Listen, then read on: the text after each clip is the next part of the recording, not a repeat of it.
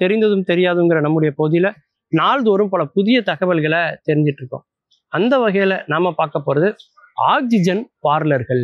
இந்தியாவினுடைய தலைநகரமான டெல்லி இன்னைக்கு மூச்சு திணறி கொண்டு இருக்கிறது.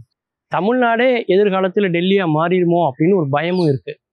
தொழில்துறையில தமிழ்நாடு முன்னேறி முதன்மை மாநிலம்ங்கிற இடத்துக்கு நம்ம போயிட்டு இருந்தாலும் கூட இயற்கையை கெடுக்காம சுற்றுச்சூழலுக்கு மாசுபடாம இருக்கணும் அப்படிங்கிறது சூழலியல் ஆர்வலர்கள் வைக்கக்கூடிய ஒரு கருத்தா இருக்கு. ஆக்சிஜன் பார்லர்கள், அதாவது மகாராஷ்டிரா மாநிலத்துல நாசிக்ல உள்ள தொடர்வண்டி நிலையத்துல ஆக்சிஜன் பார்லரை வச்சாச்சு. அதே மாதிரி சபரிமலைக்கு போகக்கூடிய பக்தர்களுக்காக அங்க மலை மேலேயும் ஆக்சிஜன் பார்லர் இன்னைக்கு இருக்கு. ரெண்டுக்கும் வைத்தனுடைய காரணம் நோக்கம் வேற. நாசிக்ல எதுக்கு ஆக்சிஜன் பார்லர் வச்சிருக்காங்கன்னா அங்க காற்று மாசுபட்டு இருக்கு, சுத்தமான காற்றை சுவாசிக்கணும் அப்படிங்கிறதுக்காக அதை வச்சிருக்காங்க.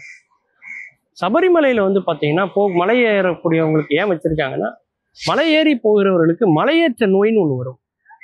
சளி வந்து நுரையீரலை அடைக்கும், மூச்சு ரொம்ப அதிகமா வாங்கும், மூச்சு திணறல் ஏற்படும். மலையில போகும்போது மேல் மூச்சு கீழ் மூச்சு அதிகமா அவங்களுக்கு வந்து வாங்கும். அப்போ அவங்களுக்கு ஒரு சிரமம் இருக்கக்கூடாது அப்படிங்கிறதுக்காக. ரெண்டாவது, மலை மேல வந்து பாத்தீங்கன்னா காற்றினுடைய அழுத்தம் வந்து குறைவாக இருக்கும். அங்க கிடைக்கக்கூடிய உயிர்வழி காற்றுன்னு சொல்லக்கூடிய ஆக்சிஜனுடைய அளவும் கொஞ்சம் குறைவா தான் இருக்கும். இந்த மாதிரி பிரச்சனைகளை சந்திக்கிறாங்க அப்படிங்கிறதுக்காக அங்க ஆக்சிஜன் பார்லரை வச்சிருக்காங்க. இந்த சுத்தமான காற்றை சுவாசிக்கணுங்கிறதுக்காக நம்ம வச்சிருக்கக்கூடிய ஆக்சிஜன் பார்லர் இன்னும் கொஞ்சம் நாள்கள்ல எல்லா நகரங்கள்லையும் எல்லா வீதிகளிலும் வந்தாலும் வந்துடும். ஏன், ஒவ்வொரு மனிதனும் தன்னுடைய முதுகுக்கு பின்னாடி கூட அந்த சிலிண்டரை மாட்டிட்டு போகக்கூடிய காலம் வந்தாலும் வரும். அந்த அளவுக்கு நம்ம வந்து பொல்யூட் பண்ணிட்டு இருக்கோம் இயற்கையை. ஒரு மனிதன் வந்து ஒரு ஆண்டுல சுவாசிக்கக்கூடிய அந்த காற்றினுடைய அளவு என்னன்னு பார்த்தீங்கன்னா 9.5 டன் அப்படின்னு சொல்றாங்க. அதுல அந்த உயிர்காற்று, உயிர்வழி காற்றுன்னு சொல்லக்கூடிய ஆக்சிஜன் எவ்வளவு இருக்குன்னா 23% இருக்கு. அதுல 1/3 தான் நம்ம சுவாசிக்கிறதா சொல்றாங்க. அப்படி பார்த்தா ஒரு மனிதன் ஒரு ஆண்டுக்கு எவ்வளவு ஆக்சிஜனை உள்ள எடுக்கிறாங்க அப்படின்னு பார்த்தீங்கன்னாக்கா 750 கிலோகிராம் தான் ஒரு மனிதன் எடுக்கிறான். அதாவது அது வந்து ஒரு 9 மரங்கள் வெளியிடக்கூடிய காற்றினுடைய அளவு. அப்படி கணக்கு பண்ணி பார்த்தோம்னா இப்போ வந்து 9 கோடி பேர் இருக்கும் தமிழ்நாட்டில் அப்படின்னா 9 × 9 நீங்க கணக்கு பண்ணி பாருங்க. அப்போ 81 கோடி மரங்கள் நமக்கு தேவைப்படுது இல்லையா? இது மனிதர்களுக்கு மட்டும். இதே மாதிரி ஒவ்வொரு விலங்குக்கும் பிராணவாயு தேவை இல்லையா? ஒவ்வொரு பறவைகள் ஒவ்வொரு இனத்துக்கும் அப்போ அதுக்கு எத்தனை மரம் இருக்கும்னு நீங்க கணக்கு பண்ணி பாருங்க. இது இருக்கிற காற்றை சுவாசிப்பதற்கு.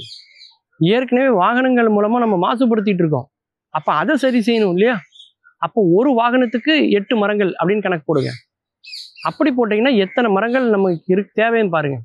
அப்ப தேவையே இவ்வளோ அதிகமா இருக்கும்போது, பற்றாக்குறை இருக்கும் பொழுது நம்ம மரத்தையே வெட்டிட்டு இருக்கோம்னா அப்ப எவ்வளவு பெரிய பின்னோக்கிய பயணத்துல நம்ம போயிட்டு இருக்கோங்கிறத நீங்க புரிஞ்சுக்கோங்க.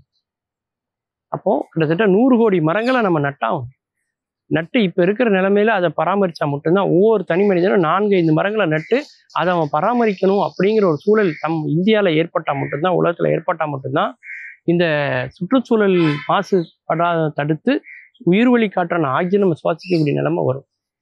இல்லைன்னா இந்த ஆக்சிஜன் பார்லர்கள் இனிமேல் தெருவுக்கு தெரு வந்தாலும் ஆச்சரியப்படுறதுக்கே இல்லை அப்படிங்கிற அளவுக்கு இன்னைக்கு அதனுடைய தேவை வந்து இன்னைக்கு அதிகமாயிட்டு, மூச்சு திணறி வாழ்வதற்கே தகுதியற்ற நிலையில உலகத்தினுடைய பல நகரங்கள் இன்னைக்கு மாறிக்கொண்டிருக்குன்னா காரணம் என்னன்னா அந்த காற்றில் ஏற்பட்டிருக்கக்கூடிய மாசு. அதனால சுவாசிக்க முடியாம இன்னைக்கு எல்லா மக்களுமே வந்து துன்பப்பட்டு கொண்டிருக்கிறத நம்ம பார்க்குறோம்.